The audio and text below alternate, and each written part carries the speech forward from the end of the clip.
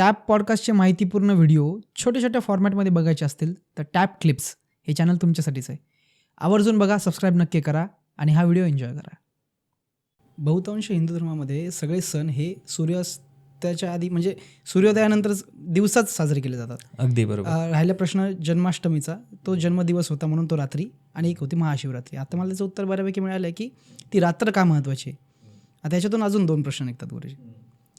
शिवरात्री, महाशिवरात्री आपण म्हणतोय, महाशिवरात्रीच्या दिवशी अशी कथा सांगितली जाते की त्या दिवशी महादेवाचं विवाह झाला.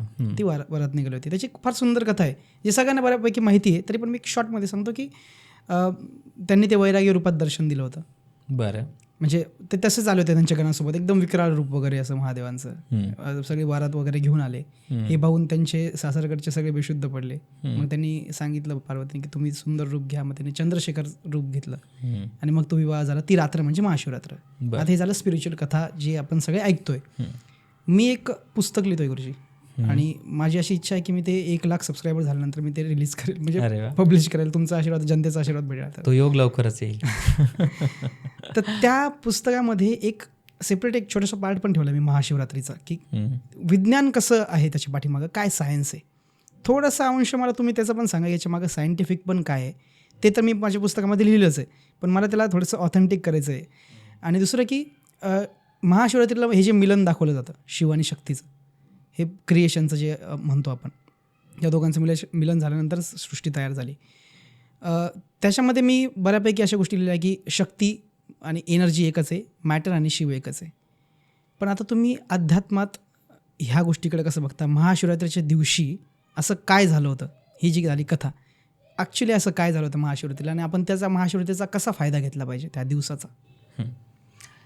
सगळ्यात अगोदर मी एक गोष्ट सगळ्यांसमोर स्पष्ट सांगतो की ही एक मान्यता आहे की त्या दिवशी भगवान शिवांचं आणि माता पार्वतीचा विवाह झाला, असा कुठेही शास्त्रीय संदर्भ आपल्याला मिळत नाही. त्या दिवशी, महाशिवरात्रीच्या दिवशी, शंकर आणि पार्वतींचा विवाह झालेला नाही आहे. ती तिथी नाहीच आहे. शंकराच्या, भगवान शिवांची विवाह तिथी ही वेगळी आहे.